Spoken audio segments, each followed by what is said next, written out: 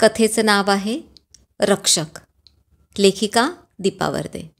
हॉलमध्ये कोपऱ्यातल्या पितळी तुळईवर स्थानापन्न झालेली ती रक्षकाची दिमाखदार मूर्ती पाहून पुन्हा एकदा अभिमानाने माझा ऊर भरून आला. घरात प्रवेश करणाऱ्या प्रत्येक व्यक्तीची नजर आपसूक तिच्याकडे वळते मी पाहून ठेवलं आहे. परवा दुपारी गप्पाला आलेल्या शारदाने मूर्ती पाहून केवढ्याने अंग काढलं. अगं खरीच कशी वाटली ना गं चटकन. नजरेचा झोत बघ तिच्या कसा प्रखर आहे तो. कसली कही. शारदेच्या त्या वक्तव्यावर मी दिलखुलास हसले. त्याला एक अहमन्यतेची झालर देखील होतीच, नाही कसं म्हणू. असा एक खास दुर्मिळ पीस आपल्यापाशी आहे ह्याचा अभिमान वाटणं स्वाभाविक होतं ना. असे दुर्लभ पीस, अँटिक्स, क्युरिओज गोळा करायचा मला जबरदस्त छंद. माझ्या या महागड्या नादाला माधवकडून सतत खतपाणी मिळत गेल्याने कितीतरी दुर्मिळ वस्तूंचा माझ्याकडे संग्रह आहे. आई म्हणते भारतीकडे आलं ना की म्युझियममध्ये आल्यासारखं वाटतं. पाहावं तिथे मूर्त्या, मुखवटे, क्युरिओ पीसेस. वावरताना कसं पाचकल्यासारखं होतं. नेमकाच अनवधानाने कुठेतरी धक्का लागावा आणि ती हजारो रुपयांची टिचभर वस्तू खळकन फुटावी. आईच्या बोलण्यात थोडी अतिशयोक्ती असली तरी माझ्या घराचा या संग्रही वस्तूंचा मला रास्त अभिमान आहे. किती चोखंदळपणे जीवाचं रान करून मी या वस्तू गोळा केल्यात. प्रत्येक वस्तूचं स्वतःचं एक वैशिष्ट्य आवर्जून सांगता येईल अशा. माझे साधी जेवण वाढायचे चमचे, ज्याला आपण सर्विंग स्पून्स म्हणतो, ते देखील मी खास कंबोडियावरून घेतलेत. या लाकडी चमच्यांचं वैशिष्ट्य म्हणजे त्यांच्या टोकाला कोरलेल्या अंगठ्या एवढे बॅलॅक्सचे चेहरे. इतके सुरेख सुबक आहेत ना ते, म्हणून सांगू. चमचे हाताळणारा प्रत्येक इसम क्षणभर भुवई उंचावून त्याचं निरीक्षण केल्याशिवाय काही तो चमचा खाली ठेवत नाही. ते जाऊच देत. अरे म्हणजे दारा खिडक्यांचे पडदे देखील मी दंडकारण्यातल्या आदिवासींकडनं विडून घेतलेत. त्याच्यावरचं इतकं बारीक नक्षीदार काम कसं केलं असेल ह्याचा अचंबा बघणाऱ्याला वाटल्याशिवाय राहत नाहीच. गोव्याचं म्हापशाचं मार्केट म्हणजे माझं हे असं खरेदीचं अजून एक ठिकाण. आई माझी म्हापशातच राहत असल्यामुळे वर्षातून एकदा तरी मी म्हापशाला पोचतेच. खरं पाहता गोव्याची राजधानी पणजी, पण म्हापशासारखं मार्केट पणजीतच काय उभ्या गोव्यात सापडायचं नाही असं आपलं माझं मत आहे. हां, सगळी बीचेस देखील म्हापशापासून जवळ असल्याने फॉरेनर्सची वर्दळही म्हापशात अधिक.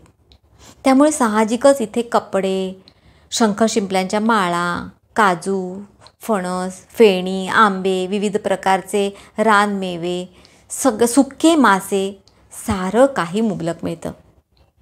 ह्याच मार्केटमध्ये कोपऱ्या कोपऱ्यात अशा ह्या पुरातन वस्तूंची अस्थायी हंगामी दुकानं सापडतात. पोर्तुगीज गोवा सोडून गेले तरी त्यांच्या वेळची क्रॉकरी, कधी एखादा फर्निचरचा दुर्मिळ पीस, एखादं सुरेखचं पेंटिंग, छोट्या पोर्सलिन्सच्या सुबक मूर्त्या मालकाच्या गरजेपोटी घर सोडून रस्त्यावरती येतात.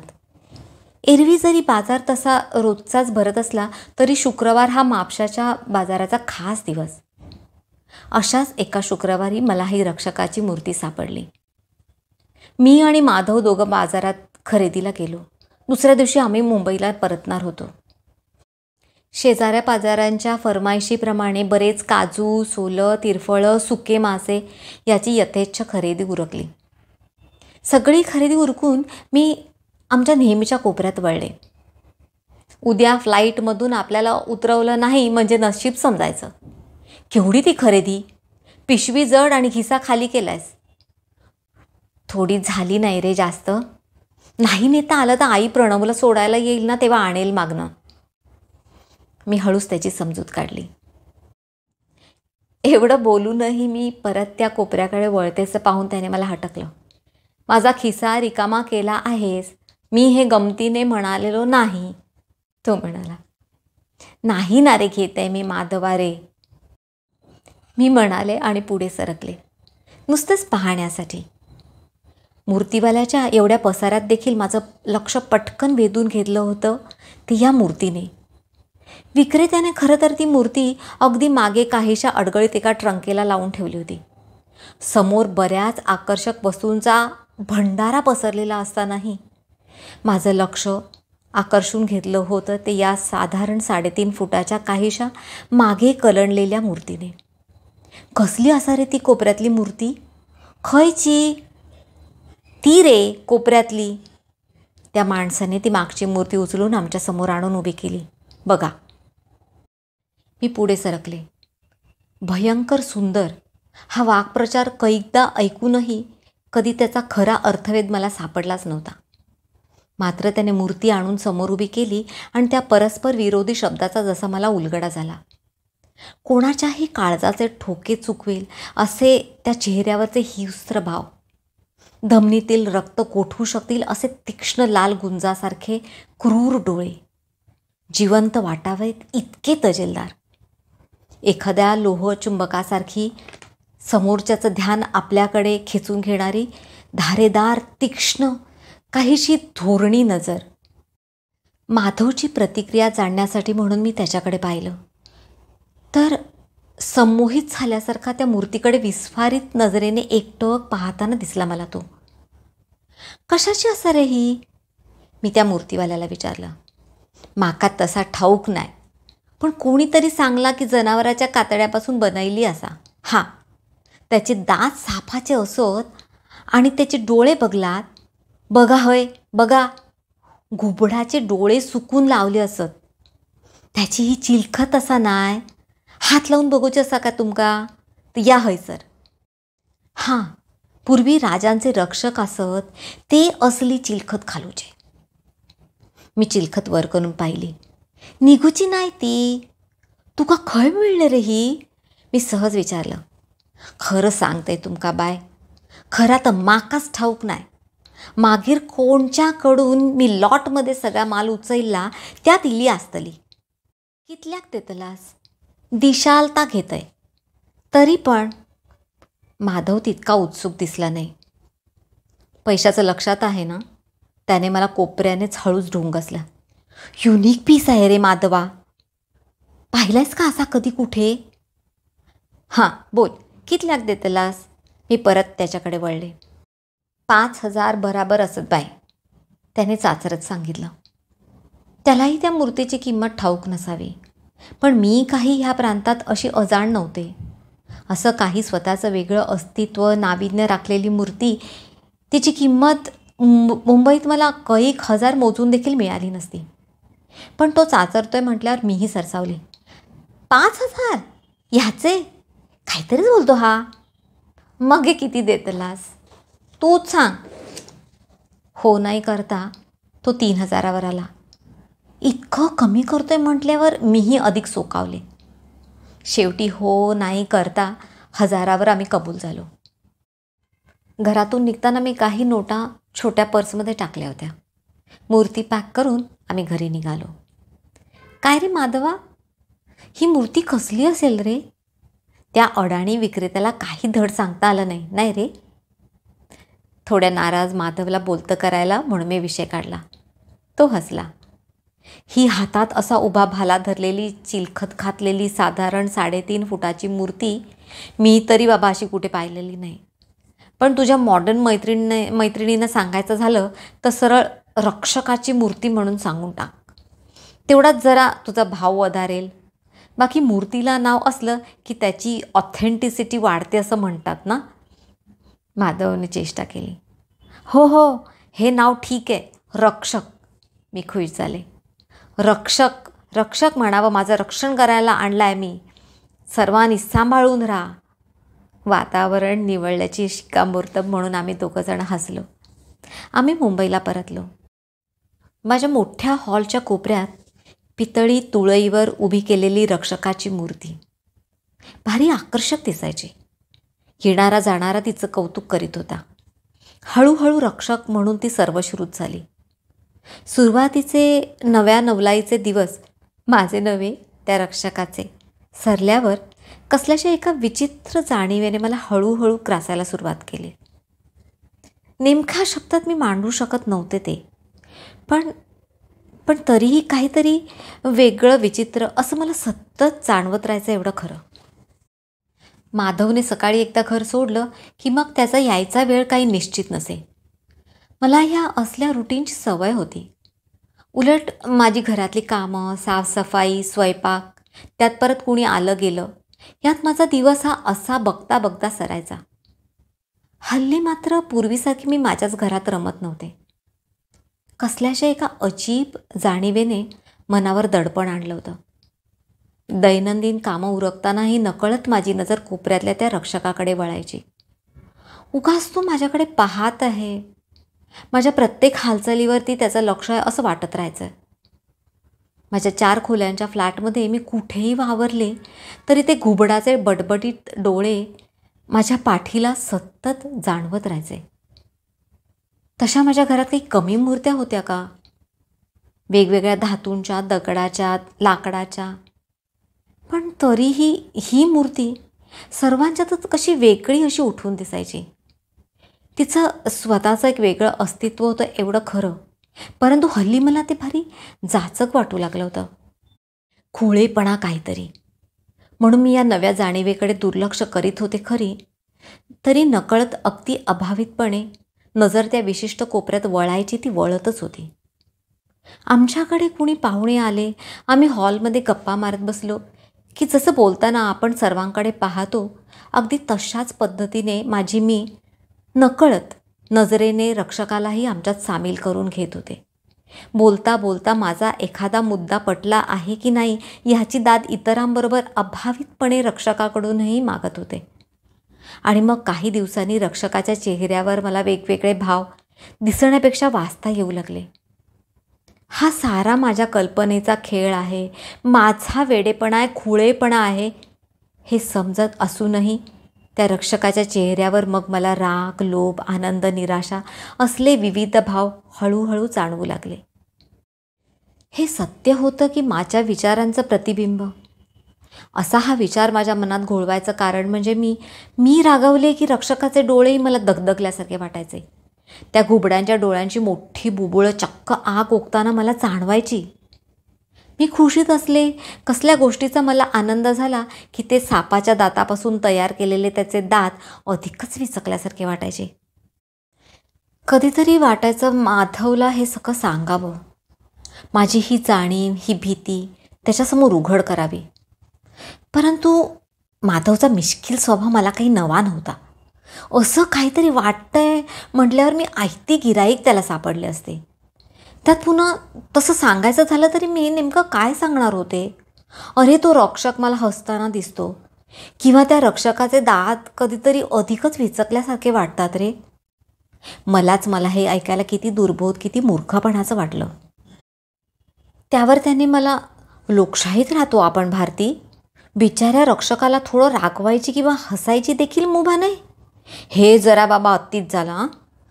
बाकी तुझी हुकुमशाही चालवून घ्यायला तो काय तुझा नवरा नव्हे. हे असलं काहीतरी बोलून त्याने माझ्या तोंडाला कुलूप ठोकलं असतं.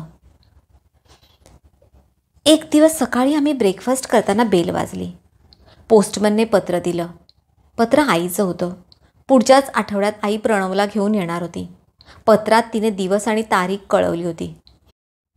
माधवा, आईचं पत्र. मी त्याच्या मागे बेडरूममध्ये धावले. पत्राच्या हर्षात मी पुढचा दरवाजा तसाच उघडा टाकला. त्याला पत्र वाचून दाखवताना स्वयंपाकखोलीत भांडं पडल्याचा मोठा आवाज घुमला. धावतच मी स्वयंपाकखोली गाठली. पाहते तर आमच्या बिल्डिंगमधल्या मनीमाऊने दुधाचं भांडं पालथं केलं होतं आणि धिटाई पातीची मी इतकी समोर उभी असताना देखील खुशाल सांडलेलं ते दूध ओरपत होती. मी दाराकडे पाहिलं. दार सत्ताड उघडं होतं. माझ्या वेंधळेपणावर मीच कपाळाला हात मारून घेतला. हट हट, निघ इकडनं आधी म्हणत मी तिच्या मागे धावले. सांडलेलं दूध का भरणार आहेस भारती? अगं पिते तर पिऊ देत की, पुसण्याची तुझी कटकट तरी मिटली. तो हसला. काही नको ती भूतदया, अगदी वाईट मांजर आहे. कुणीतरी नेमकंच आपल्या बिल्डिंगमध्ये आणून सोडलंय बघ ना. जरा दरवाजा उघडाय टाकायची खोटी लगेच घरात शिरतं. मी फुलबाजीसारखी तडतडले. या सर्व गदारोळात आमचा हिमपर्वत हसत हसत कधी तिथनं निसटला हे लक्षात देखील आलं नाही. त्याच दिवशी काही किरकोळ खरेदी करून मी संध्याकाळी घरी परतले. स्वयंपाक वगैरे आवरून नेहमीप्रमाणे माधवची वाट पाहत सहज पुढच्या बॅल्कनीत जाऊन उभी राहिले. आमच्या बिल्डिंगखाली पोरांना खेळायला मोकळी जागा तशी मुबलक आहे. मी सहज खाली पाहिलं तर कोपऱ्यातल्या अशोकाच्या झाडाशी आमच्या बिल्डिंगमधले 3-4 जण आणि गुरखा काहीतरी हलक्या आवाजात कुजबुजताना दिसले. आमचा पहिलाच मजला असल्याने मी सहज पुढे होऊन त्यातल्या एकाला हाकारलं. काय हो देसाई, काय झालंय? अहो, एक मांजर मेली आहे. मांजर? हो. मग इतकं विचार करण्यासारखं काय आहे? गुरख्याला उचलून दूर टाकायला सांगा आधी. खाली पोरं खेळतात.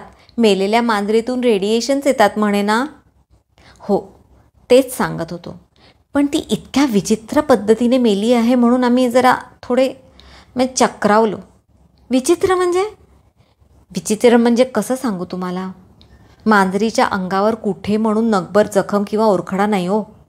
आणि मानेला मात्र पीळ पडलाय. डोळे बाहेर आले तिचे खोपडीतून आणि तोंड पाठीवर पडलंय हो तिचं. ई, पण मांजर कोणाची ती? तीच हो, हल्ली आपल्या बिल्डिंगमध्ये फिरायची ती. कुणीतरी आणून सोडली होती म्हणे तिला. सारं ऐकून माझ्या पोटात मळमळायला लागलं. तशीच मी आत आले. नकळत माझी नजर रक्षकाच्या मूर्तीकडे वळली. रक्षकाचे डोळे मला हर्षभरीत दिसले. कसल्याच्या अपेक्षेने माझ्याकडे जणू पाहत होते. मला कसं तरीच झालं. कसला आनंद झाला होता रक्षकाला.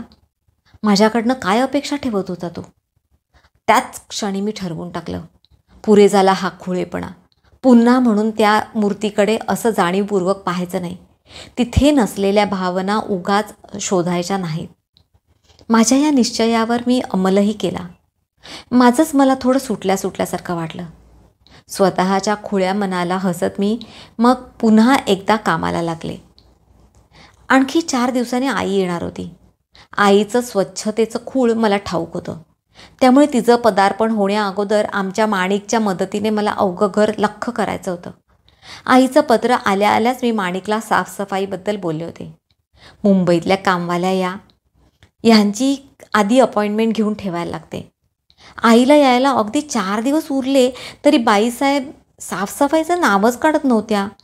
ए माणिक, आई येणार आहे 2 दिवसांनी आणि तू आपली मस्त सटकतेस रोजच. आज तुझं काही एक चालायचं नाही, समजलं ना? बाहेरच्या 2 खोल्या तरी आज काढूयात काय? सकाळचा आमचा चहा गाळता गाळता मी माणिकला म्हणाले, आज नको ना वहिनी. का? आज मुहूर्त बरा नाही? तर असं नाही, पण आज केसाला शॅम्पू केला आहे. आज दशरथबरोबर सिनेमाला जायचं आहे. मान मुरकत माणिक म्हणाली, छान हं का? तुझ्या या केसापायी माझी मात्र कामं रखडली. दुसऱ्या दिवशी साफसफाई करायची हमी देऊन माणिक सटकली. काय वाह्यात आहे पहा, कामचोर कुठची. म्हणे केस धुतलेत शॅम्पूने म्हणून आज साफसफाई करणार नाही. फारी सोकावली आहे ते या कामवाल्या. आमचं मेलं अडतं नाही ह्यांच्या वाचून म्हणून अधिक अडवतात. म्हणे सिनेमाला जायचं आहे. आगाऊ कुठची. माधव कितीसं ऐकत होता कुणास ठाऊक, पण माझी मात्र टकळी सतत चालू होती. दुसऱ्या दिवशी 10 वाजले तरी माणिकचा पत्ता नव्हता. अगदी 8च्या ठोक्याला तिचं बोट माझ्या डोरबेलच्या बटनावर असायचं. नेपोलियननंतर इतकी वक्तशीर माझी माणिकच असावी. पण आज 10 वाजले तरी बयेचा पत्ताच नव्हता. एरवी माणिकला बरं नसलं अथवा सुट्टी घ्यावी लागली तर कुणाबरोबर तरी ती नेमका निरोप धाडायचीच. पण आज कुणीच आलं नाही. शेवटी वाट पाहून मीच सारं उरकलं. बाजारहाट करून मी घरी परतले. घराजवळ रिक्षा उभी करून मी बाहेर पडले आणि समोर मला रखमा दिसली. ए रखमे, ए रखमे, अगं आमचं माणिक कुठे हरवलं? ही रखमा माणिकची जीवाभावाची मैत्रीण. काय सांगू वहिनी, तुम्हीच येऊन छान बघा. ती थोडी चाचरतच म्हणाली, का गं एवढं काय झालं? तुम्हीच चलून बघा वहिनी. बरं चल. माझा सर्व बाजारहाट खालच्या गुरख्याकडे ठेवून मी रखमेबरोबर रिक्षाने माणिककडे पोचले. एका बंद झोपडीचा दरवाजा रखमेने ठोठावला. झोपडीच्या दोन्ही खिडक्याही आतून गच्च बंद केलेल्या दिसत होत्या. 2-4दा ठोठावल्यावर आतून हळूच आवाज आला, कोण आहे? माणिक, दार उघड, वागळे वहिनी आल्यात, रखमा म्हणाली. मी दार कसं उघडू? माणिकचा केविलवाणा प्रश्न आतून घुमला. तिच्या हसल्या प्रश्नाचं मला आश्चर्यच वाटलं. उघड माणिक उघड, हरकत नाही. त्यावर रखमाचं आश्वासन. दाराचा कोयंडा आतून निघाल्याचा आवाज झाला. दार उघडलं गेलं. माणिकने हे नवं नाटक काय लावलंय हे जाणून घ्यायला मीही उत्सुकच होते आणि नाही म्हणता थोडी रागावलेही होते. रखमेच्या आधी मीच झोपडीत शिरले. काय नाटक लावलंयस गम्मा? राहिलेले माझे शब्द घशातच अडकले. अगं माणिक, अगं काय हे? समोरच्या दृश्याने माझ्या अंगावर सरसरून काटा फुलला. मी अवाक झाले. खिडकीच्या फटीतून झोपडीत शिरलेल्या मंद प्रकाशाची एक तिरीप, त्यात मला माणिक दिसली. अंगाची जोडी करून खालमानेने ती कोपऱ्यात उभी होती. नऊवारी नेसलेल्या माणिकचं डोकं पूर्ण भादरवलेलं होतं. इतकंच नव्हे तर ते इतक्या निष्ठुरतेने निर्दयीपणाने भादरवल्यामुळे जागोजागी मोठ्या मोठ्या जखमा झालेल्या दिसल्या.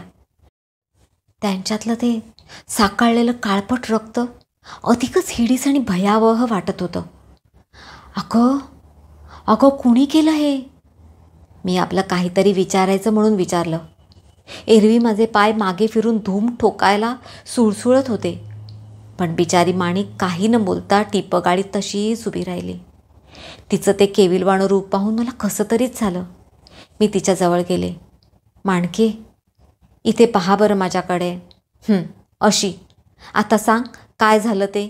कुणी केली तुझी ही अशी दशा? त्याचं ना फक्त नाव सांग माणिक.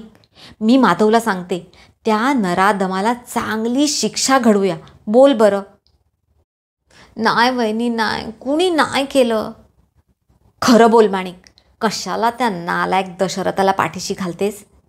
नाही वहिनी, नाही, देवा शपथ त्याने नाही. रात्री सिनेमा बघून आम्ही घरी आलो. झोपेत मला कसलं तरी स्वप्न पडलं. कुणीतरी मला बांधलं होतं वहिनी आणि माझ्या डोक्याचे केस काढीत होतं. मला खूप दुखत होतं, अगदी सहन होत नव्हतं.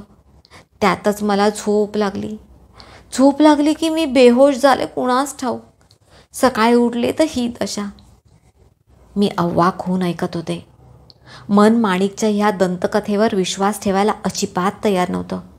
20व्या शतकात या विज्ञान युगात असल्या काहीतरी दांभिक गोष्टीवरती विश्वास ठेवणं म्हणजे स्वतःच्या मनाचं संतुलन बिघडल्याचीच ग्वाही होती. मग ही अशी समोर उभी असलेली माणिक, तिचा हा अवतार, हे डोक्याचं टक्कल, त्या जखमा, ह्याला काय म्हणायचं? माणिकला खोटी तरी कशी ठरवायची? घसा खाकरूत मी माणिकला म्हणाले, माणिक, पण तो भादरवणारा अर्थातच स्वप्नात ग दशरथच होता ना? नाही जी, त्याचं नाव नका घेऊ वहिनी, त्याचं काय बी संबंध नाही. मग कोण होता तरी तो? तू पाहिलंच असशील ना त्याला? नाही पाहिलं, ती म्हणाली खरी, पण माझ्या प्रश्नाने तिचं दचकणं माझ्या नजरेतून सुटलं नव्हतं. माणिक माझ्यापासून काहीतरी लपत होती एवढं नक्की. माणिक, माझ्याकडे पहा. तुझा माझ्यावर विश्वास आहे ना? हे बघ, मला सांग, मी ह्या कानाचं त्या कानाला कळू देणार नाही.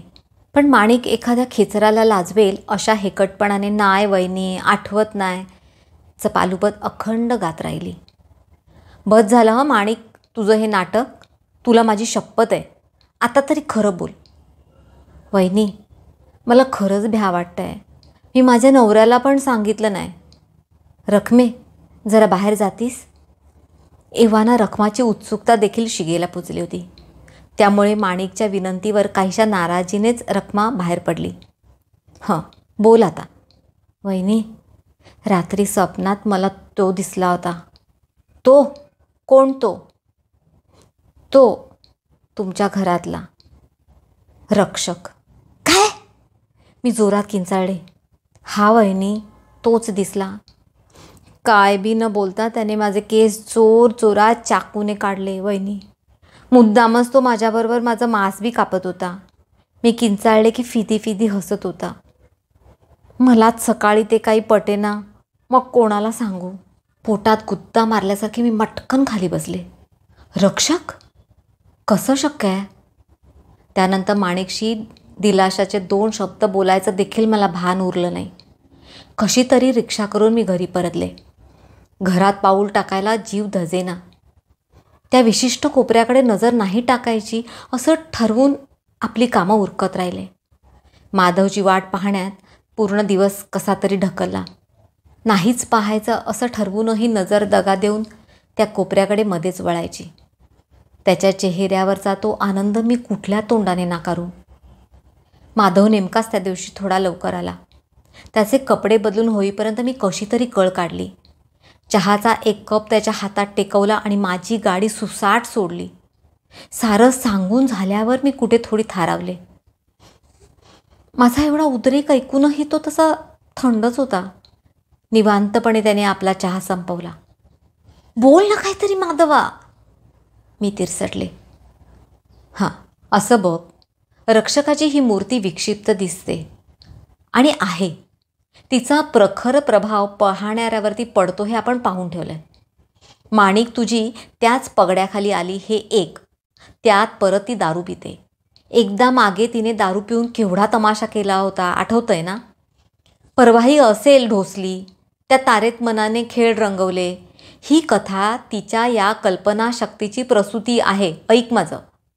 अरे पण क्रूरतेने भाद्रवलेलं तिचं ते डोकं, त्या जखमा, त्याला काय स्पष्टीकरण देणार तू? तिच्या त्या दशरथाचंच काम येते, बाकी काही नाही. प्यायल्यावरती त्याचा हात काय स्टेडी राहणार आहे? नॉनसेन्स कुठचे. सोड आता तो विषय आणि एक फक्कड चहा करून आण पाहू अगोदर. मगाचा माझ्या कपाळावर मारलेला चहा बराच थंड होता. त्याने मला पिटाळली. माधवचं स्पष्टीकरण जरी बुद्धीला पटणारं असलं तरी माझं मन ते मान्य करायला तयार होईना. कुठल्या तरी अनामिक भीतीने मनाला घेरलंच जसं. 2+2चं उत्तर इथे 4 नसून काहीतरी वेगळं आहे हे जाणवत राहायचं. मात्र नंतर ह्या विषयावर अधिक विचार करायला मला सवड मिळाली नाही. अवघ्या 2 दिवसांनी आई प्रणवला घेऊन हजर झाली. प्रणवचे मग नवे शाळेचे कपडे, त्याची पुस्तकं, त्यांना कवरं, त्यात आईशी गप्पा, कुठे जाणं येणं, या सर्वात रक्षकाच्या विषयाला थोडी बगल मिळाली. एके दिवशी खेळायला गेलेला प्रणव भोकाड पसरून परतला. काय झालं रे? मी आतूनच ओरडून विचारलं. आई ग, त्या विक्रमने फुटबॉल खेळताना मला मुद्दाम ढकललं, मी जोरात पडलो. त्याने गळा काढला. हातातलं काम टाकून मी बाहेर आले. अरे देवा माझ्या. खरोखरच प्रणवचे दोन्ही गुडघे चांगलेच फुटले होते. तोंडावर पडल्याने त्याच्या चेहऱ्यावरही जागोजागी चांगलंच खरचटलं होतं. तरी मी नेहमी सांगते, नको जाऊस त्या विक्रमबरोबर खेळायला. पण तू ऐकशील तर ना. कसला हूड मुलगा तो. किती लागलं हे तुला. आई बघ ना, भारी नतद्रष्ट कार्ट येते आणि ह्याला ना तोच लागतो. विक्रमला मी हवं तसं बोलून घेतलं. माझंही पोर काही कमीत वाट नव्हतं. विक्रम एवढाच प्रणवही मस्तीखोर होता. पण आपल्या पोराला लागलंय म्हणता मातृवात्सल्याने मी आपला द्वेष सगळा विक्रमवर काढला. नंतर जवळजवळ 8 दिवस प्रणव काही खेळायला बाहेर जाऊ शकला नाही. तशा जखमा काही जास्त नव्हत्या, पण तोंडावरच्या इजांची त्याला लाज वाटत होती. त्यामुळे आजीच्या गोष्टी ऐकत तो घरातच बसायचा. त्या दिवशी बॅल्कनीत मी उभी असताना मला विक्रमची आई शारदा येताना दिसली. मी वरूनच हात केला, पण आपलं लक्ष नाही असं दाखवून ती पुढे सरकली. मला शारदेचं हे हेतुपूर्वक दुर्लक्ष करणं आवडलं नाही. शारदा आणि मी तशात मैत्रिणीच. खरेदी म्हणा, कुठला सेल म्हणा, सारं पालतं घालायला आमची जोडगोळी कायम असायची. त्यामुळे तिचं हे असं डावलणं मला कुठेतरी खटकलं. बहुतेक पोरांवरूनच हिने काहीतरी मनात धरलं आहे, मी अनुमान लावलं. खरं तर हिच्याच विक्रमने माझ्या प्रणवला पाडलं होतं. चोरी तर चोरी आणि वर शिरचोरी. परंतु न जाणो, बहुतेक विक्रमनेच ढकललं म्हणून तिला अवघडल्यासारखं वाटत असेल तर. विक्रमच्या घरी एक फेरी टाकायची असा मी निर्धार केला. उगाच हा कडवेपणा वाढीला लागायला नको. संध्याकाळी मी आईला सांगून विक्रमकडे निघाले. आल्यापासून आईची एक गोष्ट मी हेरून ठेवली होती. या खेपेस घरात एकटी राहायला आई थोडी नाराज असायची. आल्या आल्याच तिने रक्षकाच्या मूर्तीबद्दल मला खोतून विचारलं होतं. रक्षकाची ती मूर्ती तिला आवडली नव्हती हे तर स्पष्टच होतं. मात्र तिने आपली प्रतिक्रिया काही उघडपणे कधी व्यक्त केली नाही. प्रणवला लागल्यामुळे तो घरीच असायचा. एका अर्थी तसं ते आईच्या पथ्यावर पडलं होतं. आयती तिला प्रणवची सोबत मिळायची. आईला सांगून मी विक्रमकडे गेले. शारदेनंच दार उघडलं. मला दारात पाहिल्यावर मात्र ती केवढ्याने दचकली. मला मात्र तिचं हे असं दचकणं भारी अपमानास्पद वाटलं. तरीही लोचटपणे मीच तिला हसून विचारलं, काय गं शारदा, मगाशी मला असं टाळलंस का? कुठे? मी तुला पाहिलंच नाही. एक खडा पडला. कसला गं? पापाचा. खोटं बोललीस ना? मी उगाच वातावरण सैल करण्यासाठी मस्करी केली, पण तिच्या चेहऱ्यावरची एक रेष देखील हलेल तर शपथ. उलट मला पाहून शारदा चांगलीच कावरीबावरी झाल्यासारखी दिसली. शारदे, रागावली आहेस का गं माझ्यावर? नाही गं. अगं पोरांवरून अजिबात नाही गं. पण तिचं बोलणं मला खात्रीलायक वाटलं नाही. अगं तू रागवायचंस की मी? माझ्या पोराला लागलंय. चांगले दोन्ही गुडघे आणि तोंड फोडून घेतलंय त्याने. बरं, आपले कर्तबगार महाशय विक्रम आहेत कुठे? की मला पाहून लपले? नाही गं, तो कसला लपतोय? ती अगदी कळवळून म्हणाली. इतकं भाऊक व्हायला हिला काय झालं मला कळेना. का गं, बरं नाही विकीला? ये इथे. शारदाच्या मागोमाग मी विकीच्या खोलीत गेले. विकी बिछाण्यावर झोपला होता. त्याचे दोन्ही हात प्लास्टरमध्ये होते. अरे हे काय? शारदा, अगं काय झालं याला?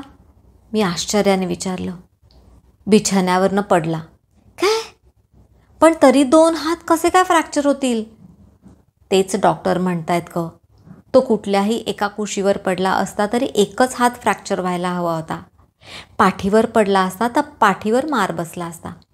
पण दोन्ही हात अगदी बखोट्यापासून आणि तेही 1.5 फूट उंचीच्या बिछाण्यावर ना. सर्वांनाच आश्चर्य वाटलं. मी विक्रम शेजारी जाऊन बसले. शेवटी काही झाला तरी विकी देखील प्रणवच्याच वयाचा. त्याची अक्कल ती किती. ऐ विकी, असा कसा पडलास रे? मी पडलोच नाही गं भारती मावशी. मी आईला म्हणालो देखील, पण ती मानायलाच तयार नाही. मग तुझं हे फ्रॅक्चर? अगं मी प्रणवला पाडलं ना, त्याच दिवशी रात्री माझ्या झोपेत तुमचा रक्षक दिसला. विकीच्या तोंडी रक्षकाचं नाव ऐकून माझ्या मणक्यातून एक थंड शिरशीर घरंगळली. खरं सांगतोयस विकी? बघितलंस ना, तुझा पण माझ्यावर विश्वास नाही. मी नाही सांगत जा. विकी फुरंगटला. अरे असं काय बरं? माझा तुझ्यावर पूर्ण विश्वास आहे राजा. आता पुढे बोल बरं. तर ना तो आला. त्याचे डोळे खूप लाल लाल दिसत होते. तो माझ्यावर चिडला होता. तो माझ्याशी काही बोलला नाही, पण त्याने माझे दोन्ही हात एक एक करून मोडले. मी खूप रडलो ओरडलो आणि मग त्याने मला बिछाण्यावरनं लाथेने ढकलून दिलं खाली. सारं ऐकून मी जागच्या जागीच थिजले. मी शारदेकडे पाहिलं. पाठच्या भिंतीला डोकं टेकून ती डोळे मिटून बसली होती. खूप थकलेली भेदरलेली वाटली मला ती. विकी, विकी हे खरं सांगतोयस ना की एखादा हॉरर सिनेमा तू पाहिलास? बघितलास ना? तुला मला खोटं पाडायचं होतं तर विचारायचंच का? विकी भडकला. त्याला शांत करून प्रणवला गप्पा मारायला पाठवते बरं का, असं सांगून मी उठले. शारदाचा निरोप घेताना देखील मला भारी खजील झाल्यासारखं वाटत होतं. शारदे, मी तरी काय बोलू गं? मलाच काही समजेनासं झालं आहे. येते मी घरी जायला वळले. भारती, वाईट वाटून घेऊ नकोस, पण मला असं वाटतं की तू प्रणवला आता इथे पाठवू नयेस. शारदाने स्पष्टच सुचवलं. शर्मिंदल्यासारखं झालं मला. खालमान्याने मी गुपचूप घरी आले. आईपाशी बोलण्याचा काही प्रश्नच नव्हता. 8 दिवसांनी जाणारी ती प्रणवला बखोटीला मारून उद्याच निघाली असती. नाही म्हटलं तरी मला आईचा आधार वाटायचा. तिची रोजची पूजा अर्चा जपजाप्य त्याने घरात नाही म्हटलं तरी एक प्रसन्नता होती. मनाला एक उभारी वाटायची. शांतपणे मागच्या घटनांचा आढावा घेत मी बेडवर पडले. विचार करता करता प्रत्येक गोष्टीची एक सुसंगती, एक स्पष्टीकरण मला मिळत गेलं. मांजर आमच्याकडे येऊन दूध प्यायली होती. मी चिडले होते. त्याच संध्याकाळी तीच मांजर विचित्र अवस्थेत मेलेली आढळली. तसंच तर माणिकचे केस धुतले, साफसफाई तिने टाळली म्हणून मी वैतागले होते. आणि माणिकचं डोकं असं निष्ठुरतेने भादरवलं गेलं होतं. विक्रमची कहाणी काही वेगळी नव्हती. त्याने प्रणवला ढकललं म्हणून मी चिडले होते. आणि त्याच रात्री पोराचे हात बखोट्यापासून निखळले गेले. सारं घर माझ्या भोवती फिरायला लागलं. मला श्वास देखील घेता येईना. कसा तरी उठून मी माधवला फोन लावला. लवकर घरी ये म्हणून बोलवून घेतलं. त्याला बाजूला घेऊन विक्रमची कथा ऐकवली. तो काही बोलला नाही, पण बराच गंभीर दिसला. काय करावं मला सुचेना. चकव्यात वाटतो तसा समोरचा रस्ता तर दिसतो रे, परंतु जवळ जावं तर अधिक आत ओढण्याची ही आणखी एक युक्ती निघते बघ, मी त्याला म्हणाले. मी अस्वस्थ होते. आईच्याही जीवाला शांती नव्हती. प्रणवच्या जखमा तशा बऱ्या झाल्या तरी तोही विनाकारण किरकिरा झाला होता. शेवटी आई मला हळूच म्हणाली, भारती, मी उद्या निघायचं म्हणते. माझं काही इथे लक्ष लागत नाही बघ. जीव अगदी धपापल्यासारखा झालाय. कानविंद्यांचा सकाळी फोन होता. तेही परत आहेत गोव्याला. सोबत होईल मला. त्यांना ना मी माझं तिकीट काढायला सांगितलंय. माधव बाजूलाच बसला होता. मला आई राहायला हवी होती, एरवीपेक्षाही यावेळेस जास्त. मला तिच्या मानसिक पाठबळाची किती गरज होती हे मी तिला धड सांगूही शकत नव्हते. तिचा हा प्रस्ताव खोडून काढण्यासाठी मी तोंड उघडलं खरं, परंतु माधवने हात उंचावून गप्प राहायचा मला इशारा केला. मी थोडी कुरकुरले, पण आडकाठी घेतली नाही. रात्री माधवने मला समोर बसवलं. बघ भारती, आई अस्वस्थ आहे. त्यांचा जीव इथे लागत नाही. जाता आहे तर जाऊ दे, नंतर येतील परत. म्हातार माणूस आहे, टेन्शनने BP वाढलं तर आणखी प्रॉब्लेम्स नको. मनाला समजावून देखील आई निघताना मी खूप रडले. उगाचच कड येत राहिले. प्रणव पण आईला सोडायला तयारच होईना. आई, 8 दिवस तरी आणखी राहायला हवी होतीस ग. नाही बोलायचं ठरवूनही तोंडातून शब्द कसे ते निसटले. नंतर परत येईन ग कुणाच्या तरी सोबतीने, पण आता अडवू नकोस. हवं तर प्रणवला घेऊन जाते. अजून सुट्टी संपायला तसा अवकाश आहे ग. आईच्या शब्दात काळजी होती. नको नको, मग मला घरात अजिबात करमत नाही. मग तूही चल. छे ग, ह्याची फार आबाळ होते. मग तिघांनीही चला, खरंच चला. नाही ग, आत्ताच आलो जीवाचं गोवा करून. आता परत सुट्टी द्यायला माधवचं बॉस म्हणजे काय माझी प्रेमळ आई नव्हे. वातावरण निवळण्यासाठी थोडं मी हलकं फुलकं बोलले. एअरपोर्टवरती आईला कानविंद्यांच्या हवाली करून माधव परतला. आमचा चहा संपलाही नसेल तोच बेल वाजली. आता कोण म्हणत मी दार उघडलं. आई, मी आश्चर्याने किंचाळले. माधव, लवकर ये, हिला बघ काय झालंय. 3-4 जणांनी आईला धरून आणली होती. आई पडली होती हे स्पष्ट होतं. आईचे हात खरचटले होते, पाय वड्यासारखे तट्ट फुगले होते. चेहऱ्यावरही थोडा मुकामार लागलेला दिसला. अगं झालं तरी काय?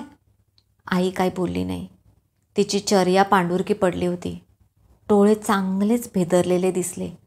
आलेल्यांपैकी एक इसम पुढे सरला. भारतीताई, मी कानविंदेंचा भाचा. आजी व्यवस्थित बसल्या होत्या. गर्दीही अजिबात नव्हती. अगदी तुरळक लोक. त्या उठायला वळल्या की काय कोण जाणे. कोणीतरी जोरात पाठीमागनं धक्का मारल्यासारख्या पडल्या ना. केवढ्या जोरात. बापरे, आम्ही तर घाबरलोच. कसं तरी त्यांना उठवलं. त्यांनीच पत्ता दिला.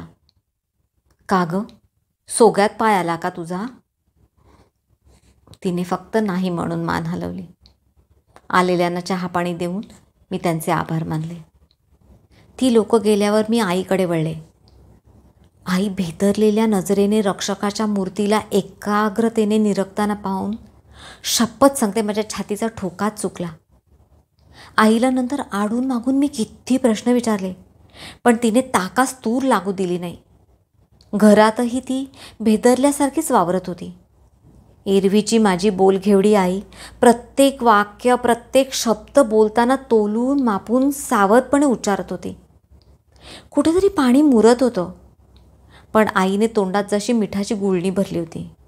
मग मी एक युक्ती केली. आमच्या शेजारीच काही अंतरावर नवीनच बांधलेल्या गणपतीच्या मंदिरात मी तिला घेऊन गेले. तिथे बऱ्याच अवांतर गप्पा झाल्यावर खरी हकीकत उघडकीस आली. एअरपोर्टवर आम्हाला कानविंदे भेटले. फ्लाईटला अवकाश होता म्हणून मी माधवरावांना परत धाडलं. कोल्ड्रिंक प्यायला म्हणून कानविंदे दाम्पत्य समोर गेलं. येता का म्हणून त्यांनी विचारलं मला. मी नको म्हणाले. खुर्चीला पाठी डोकं टेकून मी डोळे मिटले. मला डोळा लागला की ती जागरूक अवस्था होती कोण जाणे, पण मला तो दिसला. तोच तोच तुझा तो रक्षक माझ्या समोर आला.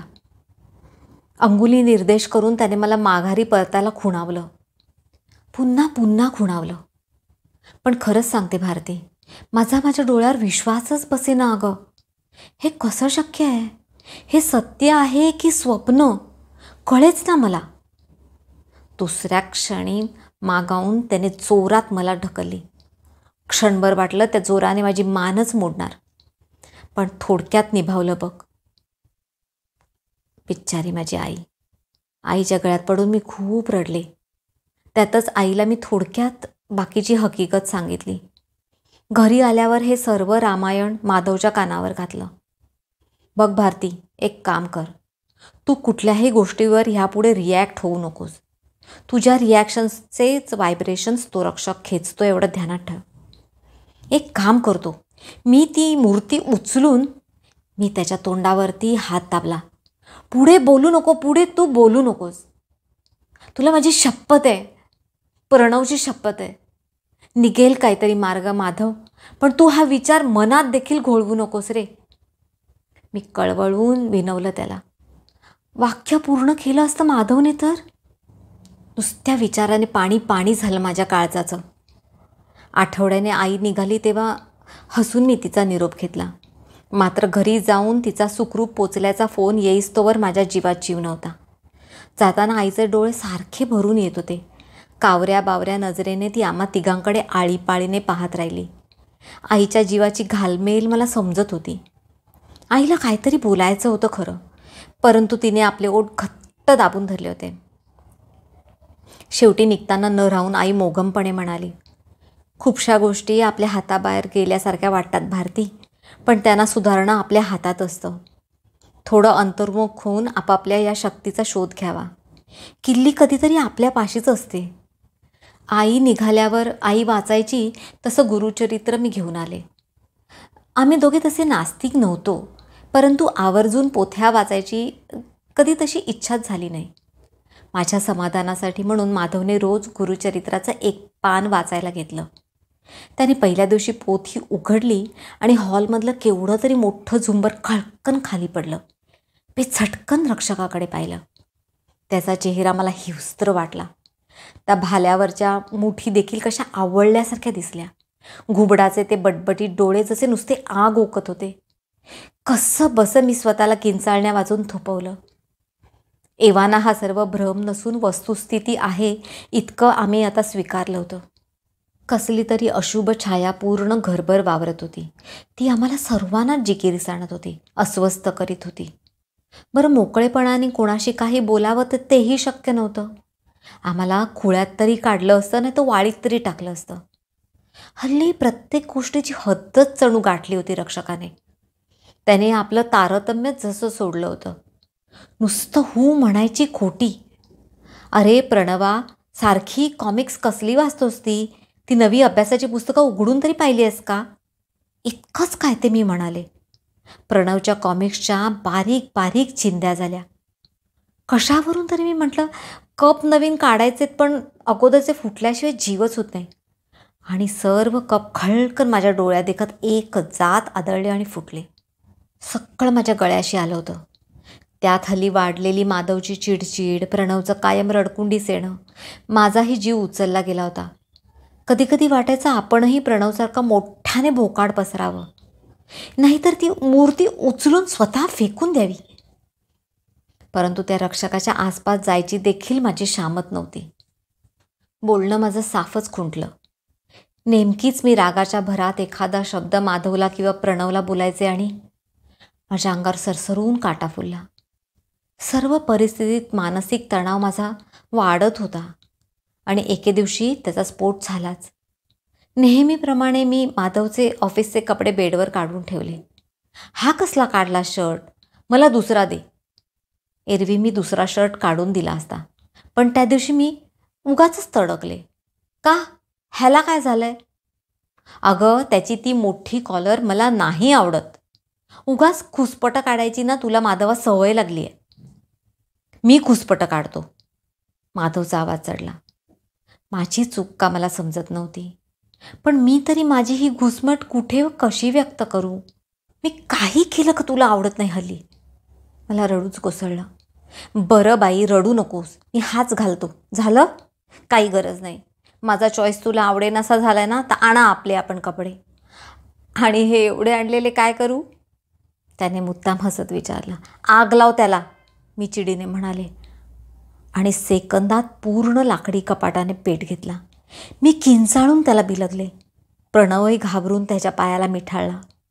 प्रसंगावधान राखून आम्ही दोघांनी ती भयानक आग विझवली खरी, पण माझ्या पाठीवरची ती शेवटची काडी ठरली. माझा संयम सुटला. मी भोकाड पसरून रडायला लागले. प्रणव घाबरला आहे ह्याचंही मला भान उरलं नाही. अरे मी काय करू मी माधवा? ह्याच्याचमुळे होत आहे. हा कसला रे रक्षक, भुताटकी मेली. मला नकोय हा मला नकोय. माझा हा ऐकतो म्हणतोस ना, मग त्याला सांग हो चालता म्हणावं इथून. परत कधी आमच्या घरात येऊ नको. मला तो नकोय, मला तो खरंच नकोय. हिस्टेरिक झाल्यासारखी मी किंचाळत राहिले. माधवने मला घट्ट मिठीत घेतली. तशीच मला घेऊन तो दुसऱ्या खोलीत गेला. जाताना प्रणवला उचलायला तो विसरला नाही. बऱ्याच वेळाने मी थोडीशी सावरले. चल, आज तुझ्यासाठी मी फक्कड चहा बनवतो. नको, मी करते. ठीक आहे. त्याने माझ्या डोक्यावरनं हात फिरवला. तू चहा कर, तोपर्यंत मी ऑफिसला फोन करतो. आज येत नाही म्हणून कळवतो.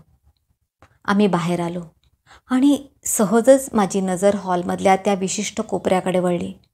रक्षकाला ठेवलेला तो कोरीव मंच रिकामा होता. डोळ्यासमोर दिसणारं हे दृश्य माझ्या मनाला आत्मसात करायला देखील तब्बल काही मिनिटं लागली. रक्षक गेला. प्रणवच्या गोंगाटाने आम्ही भानावर आलो. अतीव आनंद कशाला म्हणतात ह्याचा प्रत्यय मला त्या क्षणी आला. मी माधवकडे पाहिलं.